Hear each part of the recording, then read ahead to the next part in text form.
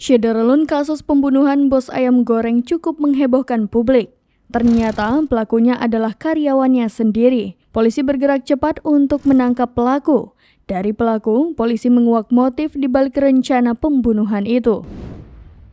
Polisi mengungkapkan ucapan wanita bos ayam goreng di Bekasi inisial MIM berusia 29 tahun yang membuat dua karyawannya sakit hati hingga merencanakan pembunuhan. Berawal dari pekerjaan yang dilakukan karyawan berinisial HK berusia 21 tahun dan MA berusia 14 tahun yang tidak sesuai. Mereka baru 5 hari bekerja dengan korban. Atas hal itu, pelaku mengatakan sang bos akan memotong gaji keduanya menjadi 1 juta rupiah.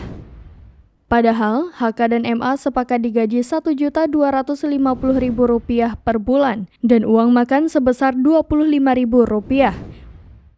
Ucapan itu membuat tersangka sakit hati hingga merencanakan pembunuhan. Para tersangka membunuh korban dengan menggunakan tabung gas LPG 3 kg. Korban dipukul sebanyak 10 kali dengan alat itu, tepatnya pada 16 Februari 2023 pagi.